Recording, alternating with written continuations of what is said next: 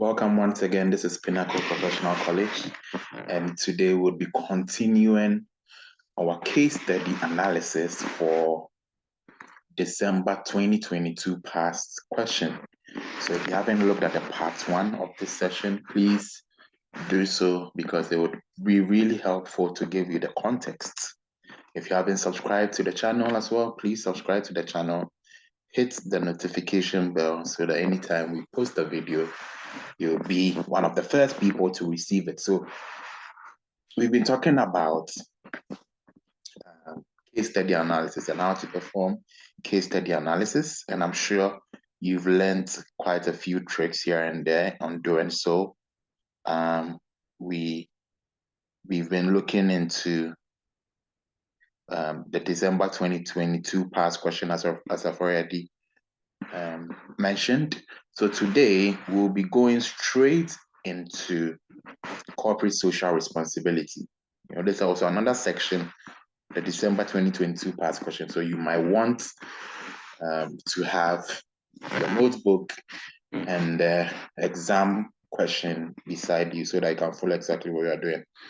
One of the key things when it comes to CSR or corporate social responsibility is that organizations these days tend to go down that path of doing something in their society, impacting their society, impacting the community, because don't forget that organizations exist within an environmental context, right? So organizations would typically like to have some impact, and this is the trend going on these days. So it's very, very important to understand exactly how it works. So to define corporate social responsibility, first of all, it's basically an organization, an entity, or a company engaging themselves in some kind of societal activity in order to influence and impact the community around them, right? So, for example, if you see a company, let's say build a school, a little school, primary school for the community, that's a corporate social responsibility effort. So now let's look into this company. So as being a responsible corporate citizen, helping to make society better has been one of the key concerns of the CEO, right? Very, very important, very, very key. It's about responsibility, it's about making society better. And obviously, this is one of the key concerns of the CEO. The CEO has been at the forefront of driving the corporate social responsibility agenda because he believes that the company owes obligations to the wider society beyond the shareholder and other internal stakeholders, right? So here, when I read the statement, what comes exactly to my mind is the stakeholder matrix, right? The stakeholder matrix, which basically a stakeholder is someone who has an influence or influences the strategy of an organization, right? That's a stakeholder. The person holds a stake in the organization or has a stake, some kind of stake or interest in the organization. So when you look at Mendelow's stakeholder matrix, you realize that there are internal stakeholders, there are external stakeholders, right? So the CEO here is saying that organizations exist to not just for the shareholder, who is an internal stakeholder, not just for the shareholder, and other internal stakeholders, but for external stakeholders as well. And that's what CSR is all about. Organizations do not exist in a vacuum. They exist in an external environment, and it's important to have that external environment in mind when you are carving out your strategy. In this regard, the company has been supplying free cables and wires to support the government of Ghana rural electrification agenda to help extend power to a number of rural communities. So this is how,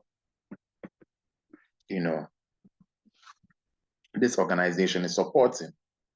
This is how this organization is supporting, which is quite interesting, right? That's the way they are supporting. That's the way they are supporting. So very, very crucial, very, very crucial to understand. Organizations decide to support in different ways, but Teknik Cable and Wire Limited is supporting by giving free cables and wires to support the government agenda, right?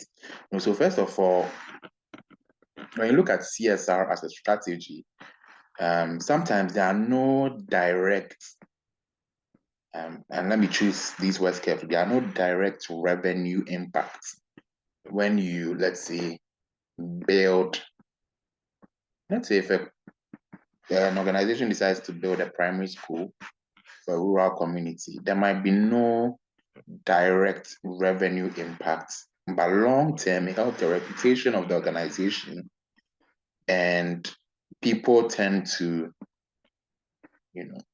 draw near or tend to purchase the products of organizations that give back to society. So it only makes sense to do so. So here I'll be thinking about what are the advantages of corporate social responsibility, right? And how much is it costing Teknik to give out these free cables and wires, right? And potentially, this could sort of keep them in the good books of the society and the rural communities. And you never know, people might be drawn to the Teknik brand. The next sentence says that this has impacted positively on the economic and the social well-being of the people, as well as improving the performance of the pupils in schools in the supported community. So you see, obviously, there's some kind of direct societal impact that the community is receiving here, right? So you have to look at this on a, how much is it costing them to give these free cables? Very, very important. Again, the company has also been providing scholarships. So this is another way that they perform their corporate social responsibilities. The company has also been providing scholarships to several students across the various levels of education in the country. Right, so scholarships is also another way. Another important corporate social responsibility the company has been involved in is the free supply of its products for rewiring of some of the schools that have experienced electrical fire because of the old nature of the electrical system. Right, so there are several ways Teknik is trying to help or seeking to help. Right. So, through scholarships, through free wires, free cables, helping with rewiring, etc. So here, what I'm thinking about when I'm analyzing this is, is there a budget for these activities? How much is it costing them? Is it something they are doing every year? Or it's a one-off activity? And, what are the potential benefits that they are going to receive? So, for example, if you see an organization go to build a primary school, there possibly could be some reputation advantages there. So although some of the management team members are against the open sums of money being sunk into these activities, so you see, some members of the management team are just wondering, why are we investing so much into some of these activities? The CEO has remained resolute, since he argues that in the long run, the company stands to benefit in terms of good corporate image and increased return to the shareholder. So you see, even though, so there's some kind of rifts or disagreement between some members of the management team and the CEO, because some of the members of the management team are looking at how much money is being pumped into this, right? But the CEO is looking long term and thinks that in the long term, the company will benefit, because overall it will help the reputation of the company and most likely increase the return to the shareholder. Right? So when I'm thinking about this, I'll be thinking about what are the advantages, what are the pros and cons when it comes to corporate social responsibility. I hope this is very, very clear. If you have any questions, just drop them in the comments and I'll definitely answer them. So the company is also very conscious of the possible impact of its production on the environment in terms of emission of CO2 into the atmosphere, right? So the company has this environmental consciousness, right? So when you think about environmental consciousness, what comes to your mind? What comes to your mind? Remember, when we talk about the PESTEL framework, which is the political factors, economic factors, the PESTEL framework is basically used to analyze the external environment. So you talk about the political factors, the economic factors, you talk about the socio-cultural factors. T stands for technological factors, E stands for ecological factors, and L stands for legal factors. And ecological factors, you can talk about things around environment and stuff like that. So here, the company is very, very conscious of about the emission of CO2 into the atmosphere. We know that CO2 causes a depletion of the ozone layer, which gives rise to very high temperatures and causes the rapid melting of the iceberg and glaciers in the Arctic Ocean, hence the rising sea level. So basically what we are being told here is that the impact of CO2 emission and its effect on the ozone layer, these are not good, right? These are not good. So I'm curious to see how Teknik is, handling CO2 emission. Right? How are they handling CO2 emission? Because it's important to keep the emission of carbon dioxide at the very minimum. The climate change clearly poses existential threats to both businesses and humanity in general. TCWL's contribution to reversing its environmental footprint is the company's continuous investment in modern technology to minimize CO2 emission, as well as producing environmentally friendly cables. So you see here, we see another investment, right? Another investment. So climate change is a very, very hot topic these days. And organizations are, increasingly becoming green conscious or conscious of the environment. They're becoming very, very conscious of the environment. So one of the things we need to ascertain here is how much investment is going into modern technology to minimize CO2 emission. Very, very crucial. Very, very, very crucial. So you have this, you have this continuous investment as well as producing environmentally friendly cables. But first of all, let's try and find out what climate change is, because I have a feeling, I don't know, maybe it might be asked or whatever is possible. So what is climate change? Climate change, the simple explanation for it is basically long-term shifts in temperature and weather patterns. These are long-term shifts in temperature and weather patterns. So that's what we mean by climate change. It includes stuff like global warming and basically changes that are happening to the atmosphere, to our environment. So this is climate change, right? This is climate change. So it might be something you might want to look into critically because it's a trending hot topic. The rubber used in insulation and sheathing materials The rubber used in insulation and sheathing materials used to coat cables are highly biodegradable. They are highly biodegradable. Now, what does this mean? when we say something is biodegradable, what exactly does it mean? What exactly does it mean? Because these are some terms that you need to, like if you were taking this exam, you would have had to understand, right? Right.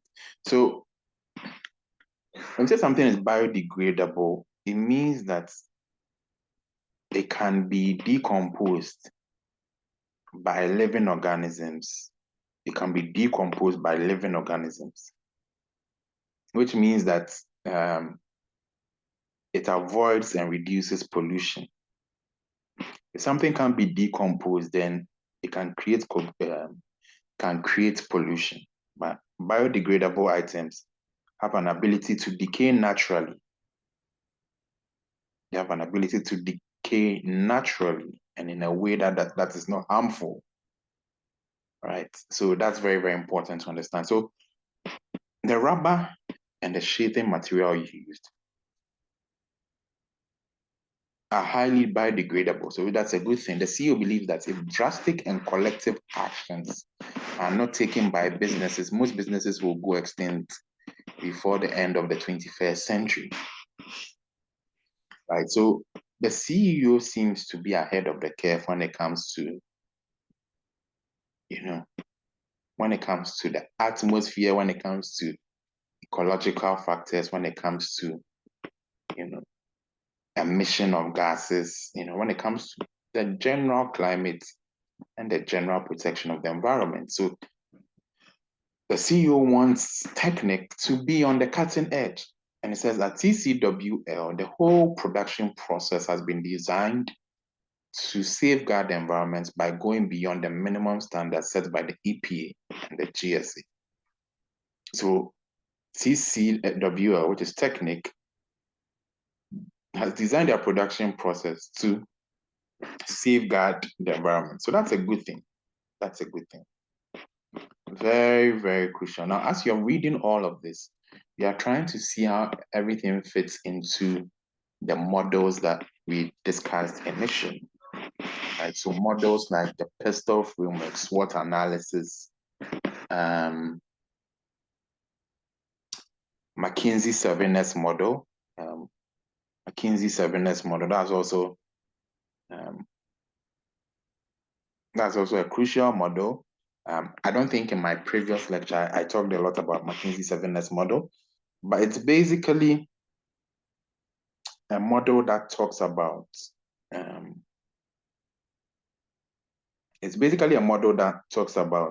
a company's organizational design. So when you look at a company, there are very, very important things that come together to basically form a company. Number one is strategy. Number two is structures. Number three is systems. Number four is staff. Number five is style. Right? Number six is skills. Number seven is shared values. Right? So this is also something that you need to keep at the back of your mind. I have a separate lecture on models to master before the exam. So you might want to look into that as well. Let's go to the next paragraph. The company has achieved major milestones since its incorporation. It was the first cable manufacturer to commission armoring lines in 2006 for the manufacture of underground and high pressure power armored cables locally. Right, so this is a huge feat. So this is like sort of like a strength to them, right? So they were the first cable manufacturer to commission armoring lines. That's huge in 2006. So this is a space they can easily dominate. They can easily conquer the market. In 2007, an aluminium rod manufacturing subsidiary, Solid Rod Limited, was set up and remains the only aluminium rod manufacturing plant in West Africa. Wow. So a year after, one company comes in, which is called SRL, Solid Rod, and Solid Rod remains the only aluminium rod manufacturing plant in West Africa. Now, this is interesting. This is interesting. So follow me very, very carefully. Follow me very, very carefully. In 2015, TCWL became the first cable manufacturer in Ghana to commence the compounding of its own insulation and sheathing materials. So these are huge milestones. These are huge milestones for TCWL. In 2006, they were the first to commission armoring lines. In 2007, they basically have a subsidiary who are basically the only aluminum rod manufacturing plant, not just in Ghana, but in West Africa. In 2015, they commenced the compounding of their own insulation and sheathing materials. Now, another milestone again. So these are all strengths, right? If you are trying to look at the SWOT analysis here, these are all strengths. It's the first indigenous cable manufacturer, indigenous. So it's possible that there might be some foreign cable manufacturers who are ISO certified, right? ISO is basically a quality certification. So it is the first indigenous cable manufacturer to be ISO 9001 quality management system certified in West Africa in 2004. Right. So all these things are good. These are huge trends. These are milestones that the organization has been able to achieve. And that's a huge thing. So despite harsh business and economic environments in recent years, so we see a sudden shift, right? That business hasn't been too good, the environment hasn't been too good. The company is committed to reinvest substantial amounts of profits into innovation, research, and development, continuous learning, to be seen as a learning organization, providing cutting-edge leadership in developing products that are customer-focused and environmentally friendly. So in trying to understand this, right, how do these, how does this organization, how much profit does this organization make? I'm curious to see, because if times are hard, I'm just seeing how much they want to invest into innovation, R&D, and learning, which is very, very important for an organization. But I want to be able to see the financials of this company to ascertain how they plan to achieve this. This approach would continue to provide the basis for sustaining the gains made so far, and is critical to the future competitiveness of the company. Huge statement, right? Even though times are difficult, the organization still wants to invest into innovation, invest into research, invest into learning, because it will make them competitive. The company has also received several awards, and this is impressive considering the fact that it is the youngest among its competitors. Wow, that's huge. The awards were given in the recognition of the company's commitment to excellence in health, safety, environmental protection, and quality, making it to Ghana's top 100 companies and brand leadership.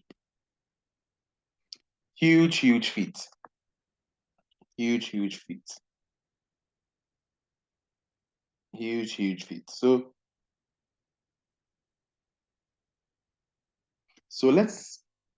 what have we learned so far from this passage? We've learned about the company's CSR efforts. When I say CSR, it's basically corporate social responsibility. We've talked about the milestones that the company has achieved, and the change in economic times. Things have become suddenly difficult, but the organization believes in investing into innovation, research, and learning. Now let's move on to the next. Okay, so appointment of the new chief executive officer. So apparently they are going to get a new chief executive officer. Now remember that the old chief executive officer believed in what? Corporate social responsibility. They invested huge amounts into it. Now let's see what this new CEO will bring. And we're also going to talk about the management structure. Remember that when you look at the McKinsey 7S model, one of the key things is structure. So in preparation to exit the CEO role after many years, the founding CEO appointed Mr. Clu Davidson. Right. So take note of the person's experience and what the person has done in the past. So an experienced management executive, now the very successful CEO of major companies in Ghana, spanning nearly 3 decades, to the position of deputy CEO in 2020. Right. So this is a very, very experienced person. He has been CEO in other successful companies. So this appointment was part of the arrangement to transition from the founding CEO to another to lead the company as it embarks on a new development phase. So when a new CEO comes in, one of the few things you must note here is that when a new CEO comes in, they bring their own ideologies, they bring their own values, they bring their own vision, etc. So after 2 years of transitional period, the deputy CEO finally assumed the office in January 2020, while the founding CEO took over as the board chairman. So I think that the founding CEO appointed Mr. Clu Davidson to the position of deputy CEO in 2020. Okay, so this new CEO was a deputy CEO in the past, from 2020. So at least he has some internal institutional memories, work with the organization, understands how things work, etc. So the deputy CEO finally assumed the office in January 2020, while the founding CEO took over as the board chairman. The new CEO holds a bachelor's degree in electrical and electronic engineering. That's his degree, and an MBA and a diploma from a top university in Europe. So he seems to have the academic background, and some kind of international exposure doing his master's in Europe, master's and diploma in Europe, I think. The board chairman wants the new CEO to keep to the original vision and mission upon which the company was founded, even though the new CEO has his own idea about the direction he wants to take the company. So here, when you read this statement, you are beginning to see a potential conflict. Right? So the board chairman wants the original vision to stand. The new CEO has his own ideas. So what do you think is going to happen? Conflicts, potential conflicts, if it's not properly handled. The board chairman has intimated that he has run and provided leadership to the company for so many years, and it was time to step down from the CEO position. He, however, wants to be actively involved, albeit indirectly, in the day-to-day management of the company. This informed his decision to assume the chairmanship of the board so he could assist the CEO in running the affairs of the organization. So here, I wonder if even if the CEO will be independent to do his job, right? Because there's even conflict around which vision he's even going to pursue. After running the company from its inception, he thinks he remains the most important source of institutional memory and must assist to pass on the knowledge to the new CEO. I hope this new CEO, I don't think you have the free hand to do what he wants to do, because the old CEO seems to want to, pass down his own vision for the company. You appoint somebody to see you want to be able to give them the free hand to do exactly what, as long as it makes sense, to do exactly what their vision. From its inception, the founding CEO adopted the hands-on approach where he decides on every major issue in the company. Everything begins with him and ends with him. See, so the founding CEO is like, he's the boss of the company. Although he appointed certain functional heads, they had very minimal power to make decisions without his approval. So when you're reading this, you're thinking about structure. So everything starts with the CEO. This was like a centralized structure where all power and authority sits at the top, right? And that's not necessarily devolved to other members of the organization. This is what I'm seeing. And with a centralized organizational structure, there are huge downsides to it. So one of the key things you'd want to look into is the advantages and disadvantages of centralized organizational structures and decentralized organizational structures. I have a feeling that this new CEO would most likely want a decentralized organizational structure. The founding CEO was literally running the show all by himself and was given minimal power to functional heads. So this does not necessarily empower others. You know, in every organization, you want to empower your people. You want to empower your people. As the company grew over the years, he relaxed this approach by leaving tactical and operational decisions to the functional heads while he controlled strictly all strategic decisions. You see, he relaxed it a bit, but he just left the tactical and operational decisions to the functional heads, and he handled all the strategic decisions. The new CEO thinks this company's current structure is no longer suitable. So this new CEO has his own ideas. He thinks that this structure is no longer suitable. Right? This structure that the founding CEO was using is no longer suitable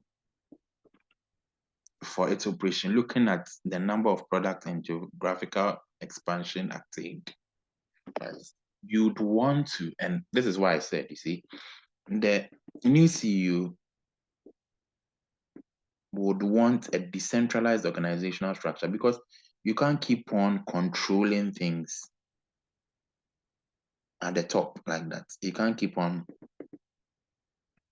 controlling things and centralizing authority. You would want to devolve authority to lower levels of management so that they can help you run the organization. He suggests the adoption of a structure which will make the management work more closely as a team, be more flexible and responsive to the market. And this, he believes, could result in a higher sense of responsibility and accountability of the managers. So you see, he thinks that the new CEO, this is his idea. So I see a lot of differences in the way the founding CEO is thinking and the new CEO is thinking. The new CEO is saying that it's important to adopt a structure where management can work closely as a team and are more flexible and more responsive to the market, right? If you give management more responsibility, they become more accountable. And that's very, very important for the success of the organization. Very, very, very important. Very, very important. Okay.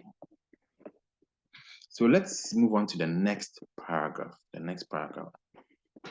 Apart from the CEO, there are 7 other management staff comprising quality assurance manager, logistics manager, senior manager in charge of project office, reports directly to the CEO, production manager, marketing manager, HR and admin manager, and financial controller. Interesting. I'm trying to look at the management staff to see if there's something missing, something that they probably need. Right. So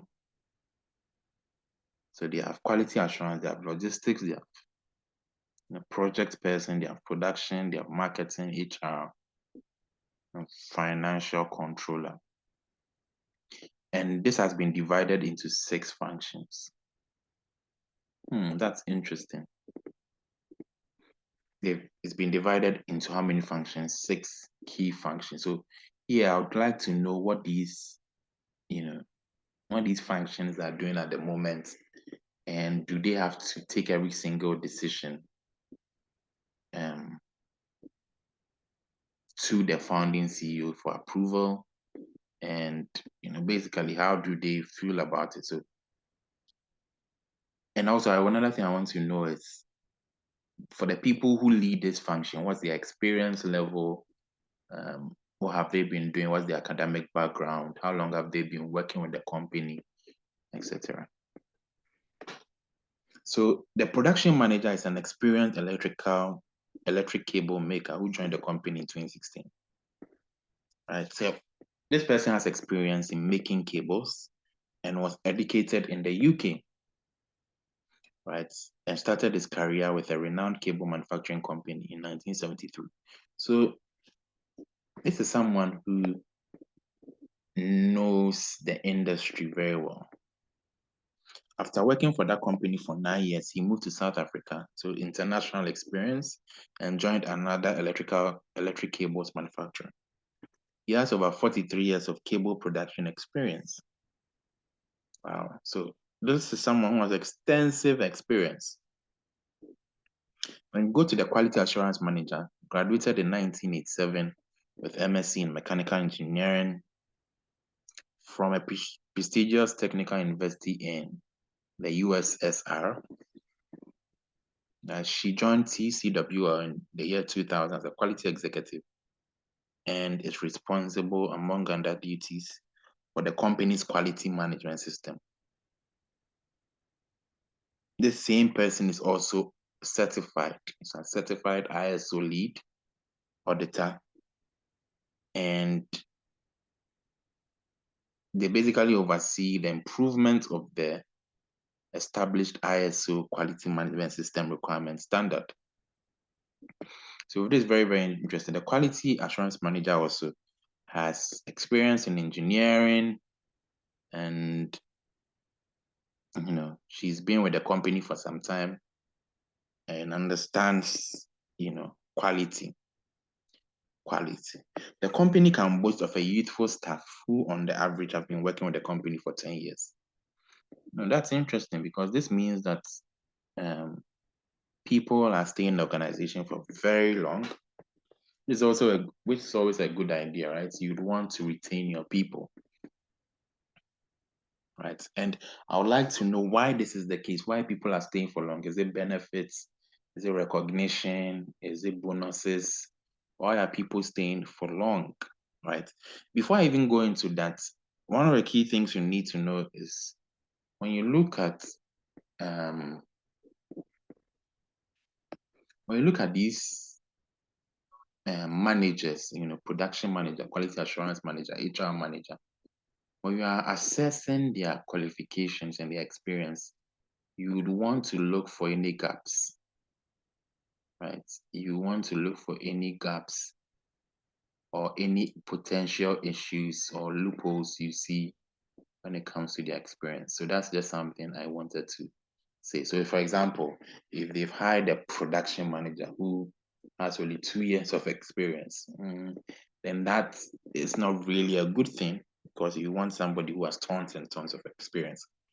So because the company recognizes staff as the most valuable internal strategic resource, so you see, the recognition of staff, this is the reason why people stay, I think. So because the company recognizes staff as the most valuable internal strategic resource, substantial investment is made in staff development, motivation, and retention. Wow, that's huge. That's very, very huge, because if an organization believes in its people and takes the step to invest into the people, then obviously you would have a very, very high retention rate. So compared to its rivals in the industry, the company is seen as its preferred employer because of its employee-friendly policies, right? So very, very important. So one of the key things that this organization, Teknik, has has as an advantage is its recognition of its staff and investment into its staff, right? So very, very important, very, very important. If you have, once again, if you have any questions or concerns, you can just let me know in the comment section, and then I would always, answer your question. I'll always answer your question. So very, very important, very, very important. You can clearly see that HR is doing a good job. I would want to see who is the HR head, and understand, basically understand this whole their HR framework. Very, very important framework. Very, very important framework, because it seems to be working very, very much for them. Now let's move on to corporate governance. Corporate governance. So when we talk about corporate governance, what exactly do we mean? Corporate governance is basically how organizations are run or administered. How organizations are run. So immediately when I see corporate governance, there's a section in the text that talks about corporate governance. I will go and read that. In this video, we are just doing a preliminary analysis of the case study, right? So I'll go and read corporate governance, understand corporate governance. Very, very important. I've done several videos on corporate governance, so you can definitely take a look at that as well. The board of the company comprises 5 members, with the founding CEO as the chairman. He took over the chairmanship from Dr. Arthur Richardson, right? Dr. Arthur Richardson. Very, very important. Very, very important. Who held the position for 15 years. That's a long time. That's a long time. Now, when we talk about corporate governance, there are different theories around corporate governance. I think I've talked about this in my previous videos. So there's the agency theory, there's a stakeholder theory, there's a stewardship theory, and all kinds of theories around it. I won't at this point go into it, because I only explain it when I'm actually explaining corporate governance, because I've done so in previous episodes. So if you haven't seen it, like I said, please take the time to go and look into it. Please take the time and go and look into it. It will really, really help you. It will really, really help you. You also need to know that what are the basic principles of corporate governance. Right? You cannot talk about corporate governance without talking about accountability, transparency, fairness, responsibility, and risk management. So the former chairman is a long-standing friend of the founding CEO. So that's interesting, right? Because one of the things you want to create on the board is, not just have your familiar faces on the board for the sake of it, but people who can give independent opinion. Very, very important. Very, very important. So the other directors are the CEO who joined the board in 2022, and 2 ladies who have been on the board for over 10 years and are close associates of the chairman. So it looks like everybody on the board knows the chairman or was brought in by the chairman. So I would be looking at what are the elements of good corporate governance. What are the elements of good corporate governance? So there are a couple of things which I'll take the time. I've done so in previous videos, but for the purpose of this analysis, I'll try and run through real quick, right? I'll try and run through real quick, and yeah, we'll see if we can learn a thing or two. So one key element of corporate governance is the independence of directors, right? So if the directors of a company are also the owners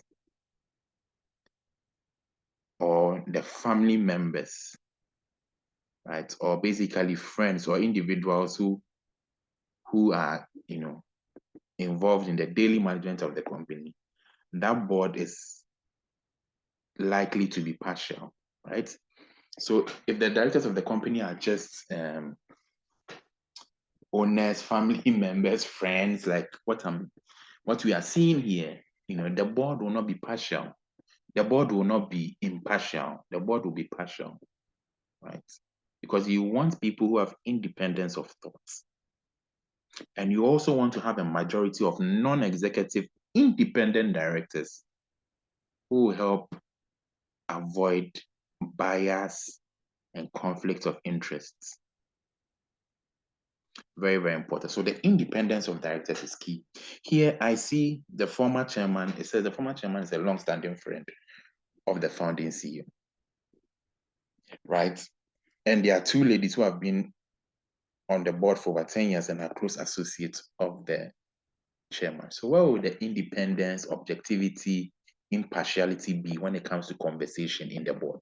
Because these are all friends and they might not disagree if they have to when they're in conversations on some topics, right? Everybody will agree and they will just move on because they are just friends.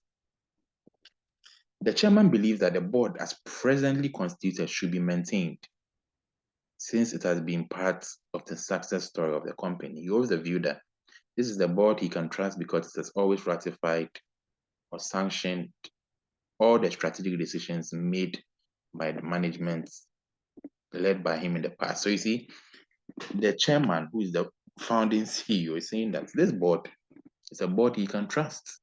And they've always supported all the strategic decisions. Of course, they will support the strategic decision by the founding CEO because they are close associates, they are friends and allies of the chairman. Most of the decisions and ratifications of the board were made by written resolution without the need for board meetings to discuss our decisions. That's a red flag, right? So there were no conversations around decisions. It was just a written resolution and they just went ahead with it. The chairman is happy with this approach since it is faster, effective, and has proven to be efficient.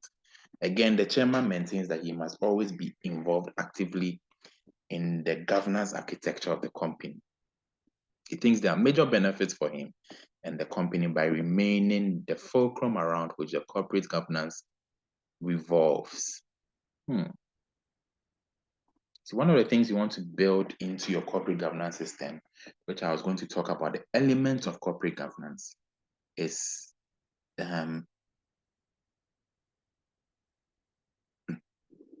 organization. You need to have a solid structure and organization that is essential to implementation and dispersing of corporate governance objectives, right? So how the organization is structured. The organization shouldn't be structured around a person, right? So that when the person becomes the one person or one individual becomes becomes the bread and butter, or becomes the entire organization. You don't want to build your entire organization on one person, right? Very, very important. The meetings held by the board are largely to fulfill the minimum requirements set by the Companies Act 2019. So you see, there's something when it comes to something going on wrong here when it comes to corporate governance, So I would look into corporate governance, try to understand it very, very well, because that's something that's key.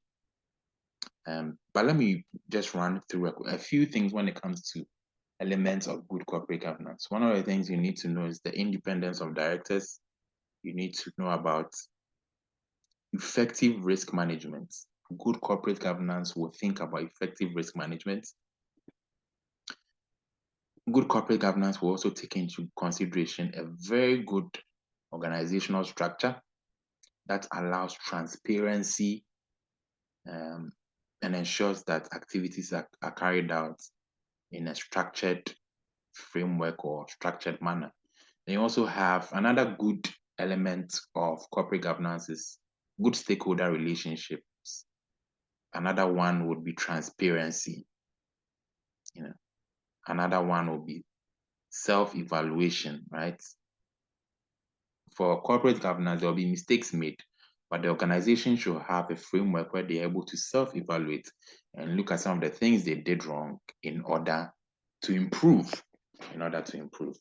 So these are all important elements. For today's lecture, this is where we'll bring today's lecture to an end.